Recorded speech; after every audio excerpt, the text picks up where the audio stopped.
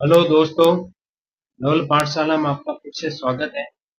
मैं आज आपको BEd first and second year से रिलेटेड जो हमारी लेसन प्लान वाली डायरी है, इसमें हमारा विषय रहेगा हिंदी। इसमें हम प्रकरण लिखेंगे, संज्ञा एवं संज्ञा के प्रकार, उसके बारे में आपको किस प्रकार से डायरी बनानी है उसके बारे में आज आपको।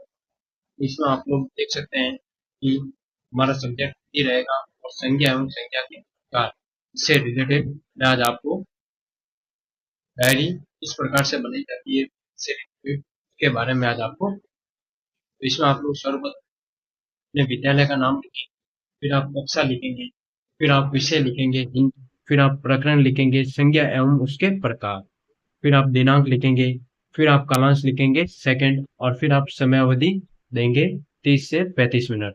यह आपकी जनरल एंट्री होती है। यह आपको अपनी सघन पाठ योजना वाली डायरी में सर्वप्रथम पहले से ही फिलअप करनी होती है। यह आपकी ये जो एंट्री है वो हमेशा के लिए जनरल रहती है। तो ये एंट्री आप फिलअप करने के बाद नीचे आपको शिक्षण उद्देश्य लिखना है। शिक्षण उद्देश्य में आप लोग लिखेंगे, जिसमें हमारा पहला शिक्षण उद्देश्य होगा ज्ञानात्मक। इसमें आप लोग अपेक्षित व्यवहारगत परिवर्तन में लिखेंगे बच्चों के ज्ञान में वृद्धि कराना व बच्चों को संज्ञा के बारे में परिचित कराना। यह हमारा ज्ञानात्मक उद्देश्य हो जाएगा। दूसरा उद्देश्य का नाम है अवबोध। इसमें लिखेंगे छात्र संज्ञा से संबंधित विषयों की व्याख्या कर सकेंगे। तीसरा आपका उद्देश्य होगा ज्ञानोपयोग। इसमें आप लोग लिखेंगे छात्र उचित स्तर एवं गति से वाचन करने में सक्षम हो सकेंगे। फिर हम अगला उद्देश्य लिखेंगे कौशल। इसमें लिखेंगे छात्र स्तरानुसार सर्वनाम शब्दों का प्रयोग कर सकेंगे। तो ये हमारे टोटल 4 शिक्षण उद्देश्य हो जाएंगे, जो आपको अपनी सघन पाठ योजना वाली डायरी में इसी प्रकार से फिलअप करना है। शिक्षण उद्देश्य की समाप्ति के बाद हम पूर्व ज्ञान देखेंगे। पूर्व ज्ञान में आप लोग लिखेंगे छात्र संज्ञा के बारे में सामान्य जानकारी रखते हैं। तो ये हमारा पूर्व ज्ञान हो जाएगा। पूर्व ज्ञान लिखने के बाद हम प्रस्तावना प्रश्न लिखेंगे।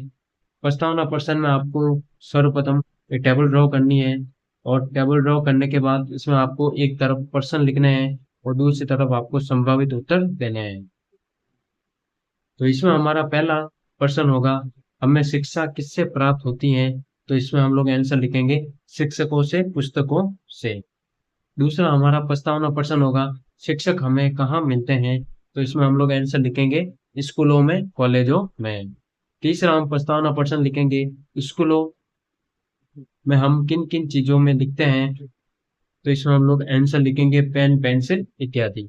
चौथा हमारा प्रश्न होगा शिक्षक व्यक्ति, स्कूल, स्थान तथा पेन वस्तु का बोध कराने वाले शब्दों को क्या कहते हैं।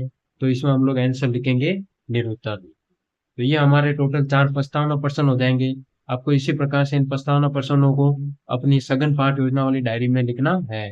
अच्छा, तो दोस्तों आपको ये वीडियो अच्छी लग रही है तो आप लाइक कीजिए, कमेंट कीजिए, ज़्यादा से ज़्यादा शेयर कीजिए। फिर हम उद्देश्य कथन में लिखेंगे। उद्देश्य कथन में आपको लिखना है छात्रों आज हम संज्ञा के बारे में विस्तृत अध्ययन करेंगे। तो ये हमारा उद्देश्य कथन हो जाएगा। उद्देश्य कथन की समाप्ति के बाद हम प्रस्तुतिकरण देखेंगे। प्रस्तुतिकरण में आप लोग लिखेंगे सर्वप्रथम पहले शिक्षण बिंदु, फिर छात्र अध्यापक क्रियाएं लिखेंगे, फिर छात्र क्रियाएं लिखेंगे, फिर आप श्यामपट्ट सार लिखेंगे। तो इसमें आप लोग शिक्षण बिंदु में पहला शिक्षण बिंदु लिखेंगे संज्ञा की परिभाषा।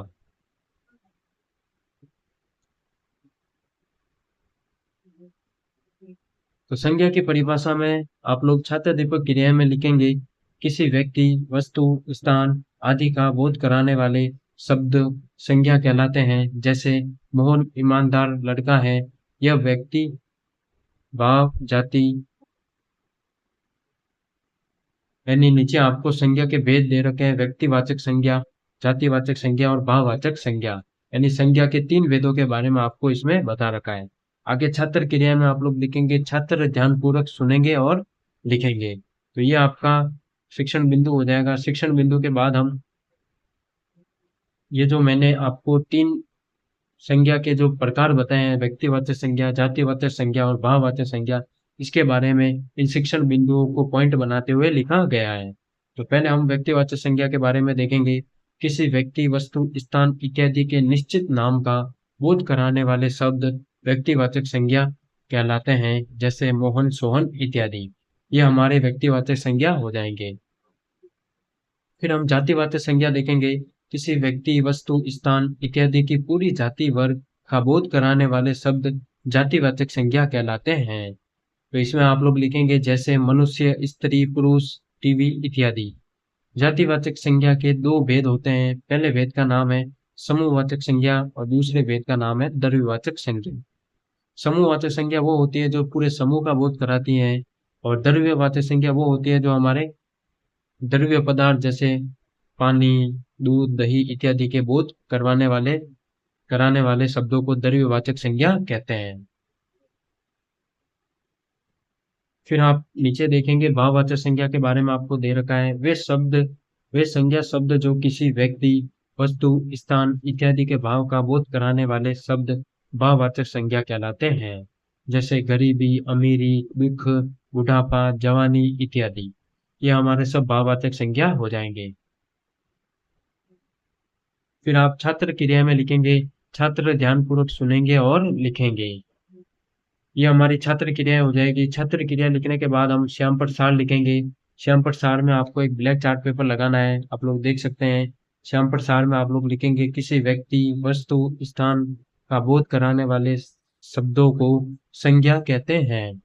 संज्ञा के तीन भेद होते हैं, व्यक्तिवाचक संज्ञा, जातिवाचक संज्ञा और भाववाचक संज्ञा। यह आपका श्याम पर सार हो जाएगा, जो आपको इसी प्रकार से अपनी सघन पाठ योजना वाली डायरी में देना है। यानी सर्वप्रथम हमने संज्ञा की परिभाषा लिखी है। संज्ञा की परिभाषा बताने के बाद इनके प्रकारों को विस्तार पूर्वक समझाया है। तो आप लोग इसी प्रकार से इनके प्रकारों को अपनी डायरी में लिखकर अपनी डायरी को पूर्ण रूप से कंप्लीट कर सकते हैं। फिर हम आगे पुनरावर्ती प्रश्न देखेंगे, यानी आपका प्रस्तुतिकरण यहीं पर ही समाप्त होता है। पुनरावर्ती प्रश्न में आप लोग लिखेंगे, जो हमारा पहला प्रश्न होगा, संख्या का भेद नहीं है, तो इसमें आप लोग लिखेंगे अ व्यक्तिवाचक संज्ञा, ब में दे रखा है जातिवाचक संज्ञा, स में दे रखा है प्रश्नवाचक संज्ञा, द में दे रखा है भाववाचक संज्ञा। आगे आपको एक कोष्टक दे रखा है जिसमें आपको आंसर बताना है। यह हमारा ऑब्जेक्टिव टाइप क्वेश्चन हो जाएगा। पुनरावर्ती प्रश्न समाप्त हो जाने के बाद हम मूल्यांकन प्रश्न लिखेंगे। मूल्यांकन प्रश्न में आप लोग लिखेंगे, पहला प्रश्न, संज्ञा की परिभाषा लिखिए उदाहरण सहित। दूसरा हमारा मूल्यांकन प्रश्न है, संज्ञा के भेद लिखिए।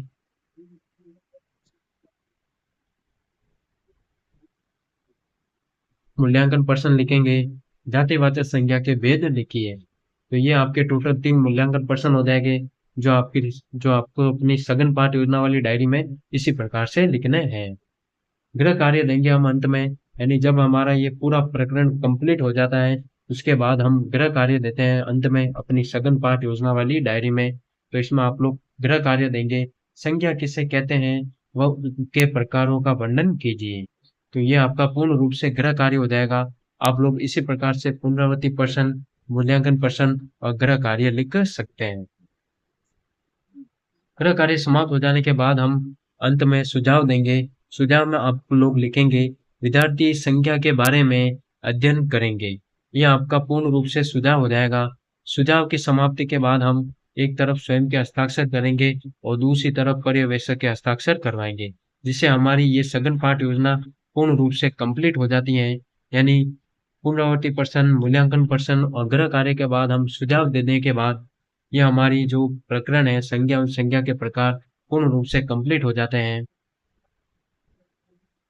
अच्छा, तो दोस्तों ये आपको वीडियो कैसी लगी बताना, लाइक करना, कमेंट करना और ज़्यादा से ज़्यादा वीडियो को शेयर कीजिए और सब्सक्राइब कीजिए, ताकि जो भी कोई नई वीडियो डाली जाए तो आपको पहले मिल सके।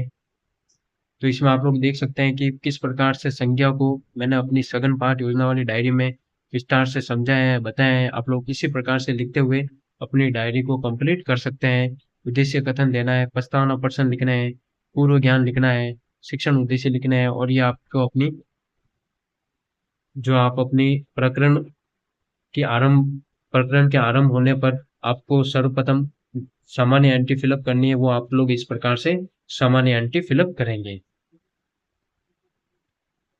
ये सामान्य एंट्री आपको करना अनिवार्य होती है। आप लोग इसी प्रकार से सामान्य एंट्री को फिलअप कर सकते हैं। तो ये हमारी जो BEd first year and second year subject Hindi, संज्ञा एवं उनके प्रकार पूर्ण रूप से समाप्त हो जाते हैं। आप लोग देख सकते हैं कि किस प्रकार से BEd first year second year से रिलेटेड इस प्रकरण को पूर्ण रूप से तैयार किया गया है। यह आपके संज्ञा के प्रकार पूर्ण रूप से कंप्लीट हो जाते हैं।